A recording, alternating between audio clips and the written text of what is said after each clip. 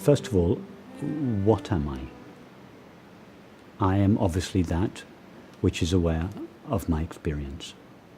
I am aware of my thoughts, I am aware of my feelings, I am aware of the sound of the waves and the sight of the sea, I am aware of the taste of tea, I am aware of the sight of this room. I am aware, I am aware, I am aware. It pervades all experience, it's ever present in all experience. Why it took me 20 years to recognize this simple fact, what I essentially am is simply the presence of awareness, I can't tell you. It was just the preparation that I needed. I was busy trying to still my mind, those kind of practices. So at some point first of all, this recognition presented itself to me very clearly. Simply, I am that which is aware of my experience. That with which all objective experience is known, but which itself cannot be known as an object. And it was so simple, it's so obvious. You don't need 20 years of preparation to understand that. You could say this to anybody on the street, and if they were open and willing to explore their experience, it doesn't need to take long. Then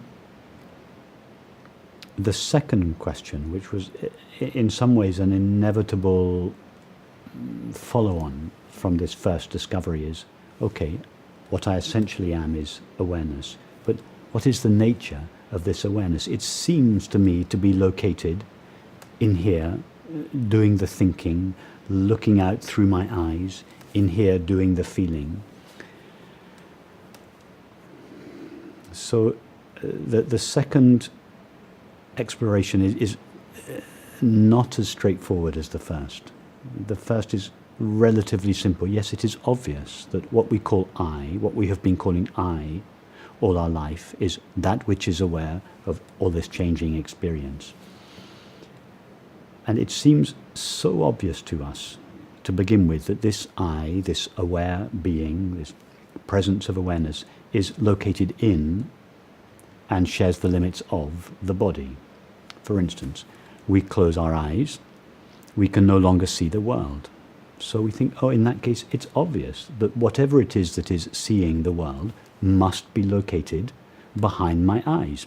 I close them, I don't see the world anymore. So it seems to be perfectly logical to believe and, more importantly, feel that I lives in here, behind the eyes, behind the ears, in here, feeling. So this investigation into the nature of awareness or consciousness is another stage, or a second stage after the recognition I am awareness. And this took some time. It was over a period of a few years. When I first met my teacher, there was this very intense, I was involved with it, every spare moment I had. The exploration is, what is the nature of the knowing with which I know my experience? There seems to be evidence for it being temporary and finite. In other words, there seems to be evidence that it shares the destiny and the limits of the body. But when I look for that evidence, when I look at the non-objective experience of simply being aware, I don't find any objective qualities there. It's an undoubted experience. Each of us now knows that I am aware. So the experience of being aware is an experience, but it's a unique experience because it has no objective qualities. It's not like a thought or a feeling or a perception. And being without objective qualities, it has no limits, either in time or space. So what I'm describing now I'm describing it rationally. But the discovery is an experiential discovery, that what I essentially am, the very knowing which is now knowing all of this experience, itself has no limits. And that is that is the freedom from the sense of limitation, both in time, that is the freedom from the belief I was born and I will die, and the freedom from the limits in space, that is, I am not finite, I am infinite. And the experiential consequence of this discovery is that I don't need anything. I'm complete. I'm full in myself. And so this puts an end to the sense of lack. So these two discoveries, I am not located in time, I do not appear or disappear, I was not born, I will not die. That puts an end to the fear of death. And this discovery that I am complete by myself, I, consciousness, don't need anything from the mind, the body, or the world. This puts an end to our sense of lack.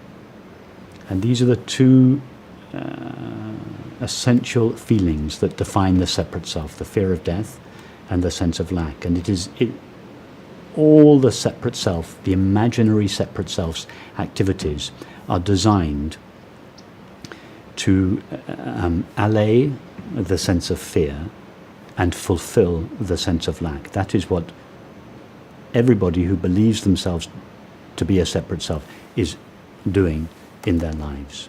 So this recognition that what I am is ever present and has no limits, it provides a new basis from which to think, from which to feel, from which to relate and perceive and act. And that's the discovery. I am awareness. It's a discovery. It doesn't develop. I am obviously that which is aware. And then the recognition that which is aware has no limits is also it's a non-objective experience. It's a recognition. Oh yes, of course, it's so obvious. What I essentially am, the knowing with which I know my experience, is unlimited. That's a recognition. You can't go back from that. However, there is then another process, which is an endless process, which is how to live this understanding, this feeling understanding. How does that affect the way we think, the way we feel, the way we perceive, the way we act, the way we relate to other people? And this is the third stage, which really goes on forever. This colonization of the entire realm of experience. Thoughts, feelings, sensations, activities, relationships, perceptions. That's an endless process, and it's really the art of life, is to live life, all realms of our life, in a way that is consistent with and an expression of this understanding.